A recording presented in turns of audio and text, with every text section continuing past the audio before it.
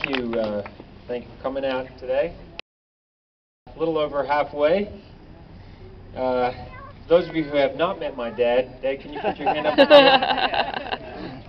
My dad's become, well, he's got quite a following now online. If you don't know his nickname is Diesel.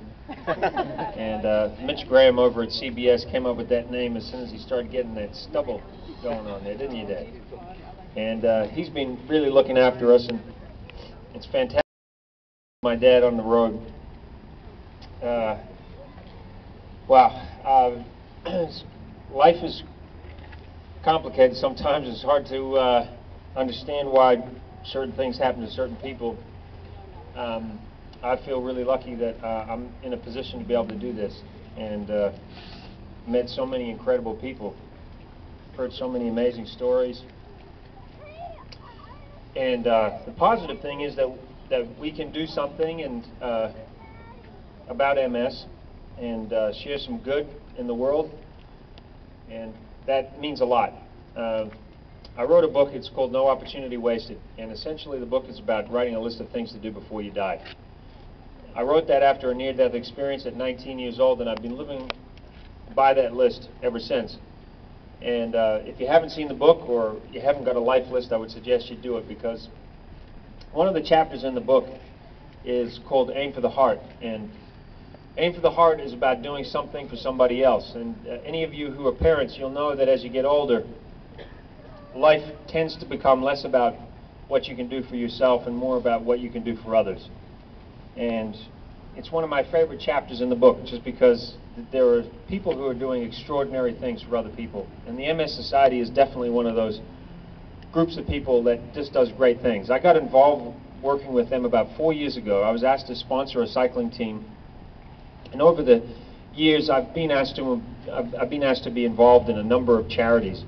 And all of the requests that I've had have always been valid requests. They've always tugged at the heartstrings, and I've always felt scattered, like where do I put my energy? How do I do everything that everybody is asking me to help them with? And once I got connected with MS, and once I saw how well organized they were, and once I met people with MS, and once I saw the passion in the organization, I thought, you know, better for me to focus on one organization that to me is quite extraordinary, rather than trying to scatter my energy over a number of organizations. So that's really how I got connected with MS. And then through my dad let me know that MS is actually in our family.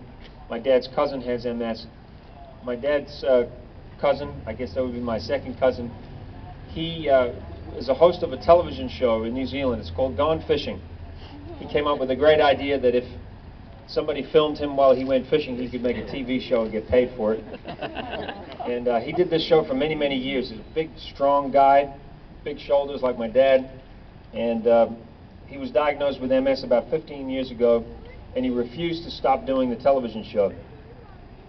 He'd written a number of books, and he just continued to do this television show, and now he is confined to a wheelchair, but he refuses to give up, and he's still doing the show. I have not actually had the pleasure of meeting him. Every time we've tried to make something work, it just, for whatever reason, has not worked out. But the more I'm involved with MS, the more I would like to meet him. But I guarantee you I've yet to meet anybody that hasn't heard of somebody who's had MS, or that there is an MS in somebody's family somewhere. And of course, it doesn't just affect the people who are living with the disease, it affects the family members, kids who are looking after parents, parents who are looking after kids, parents who have to watch their kids go through the hardships of MS. And the goal, of course, is that the young people of today don't have to live with the threat of MS, which is just such a dreaded disease. It's just horrible, and it takes the movement away from people. So I feel that while we have the opportunity to move, we can move to try to find a cure for this. And what I love about the way MS is set up is that it sets a goal for people. These 100 bike rides with the 100,000 riders every year, they set a goal, and the walks that they have, they set a goal for people, a physical goal. And that's what's great, because you get something out of it while you're giving to somebody else. This whole ride across America would not have happened if it wasn't for GNC. And if I can ask you to do anything, it's to support GNC, because they really have stood up here. They stepped up.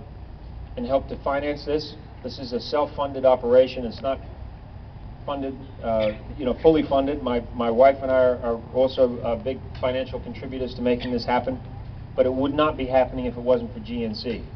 And in store, they had set a goal, as you heard, of 250,000, and we're now fast approaching that, and we're literally just at the halfway point. Now they've put a new target up of 500,000, and we're making our way east. We're building momentum. More and more people are going online and seeing the blogs. Have people been watching the blogs?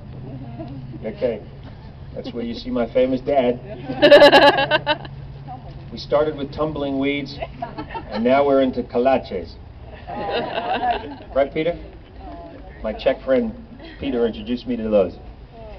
About 4 days ago, I got pretty sick. Tell you, I was operating at about one night I stayed up all night. Colleen, put your hand up, Colleen, please. Colleen is publicist from CBS. Colleen and my dad fed me drinks all night. I was really in a bad way, and you know those days where you feel so sick you don't even want to get out of bed?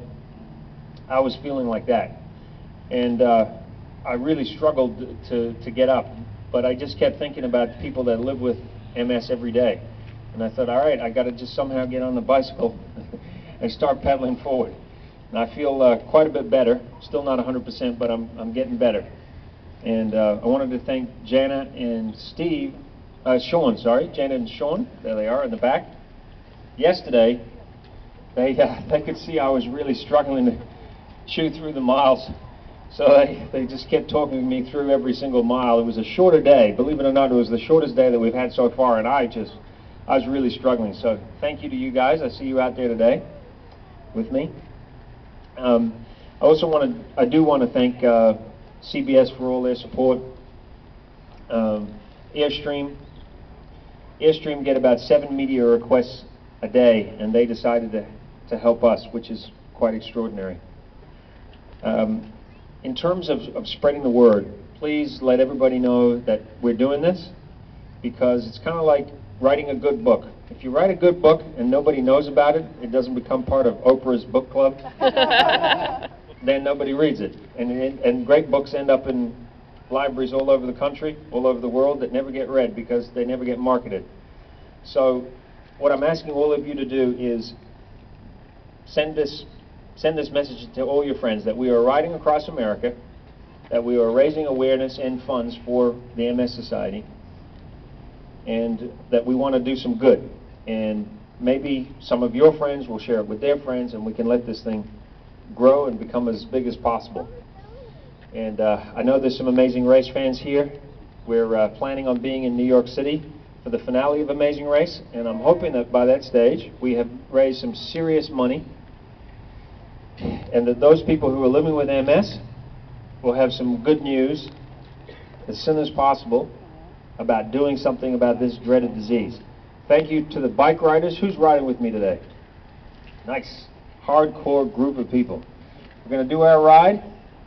Thank you for turning up to support me.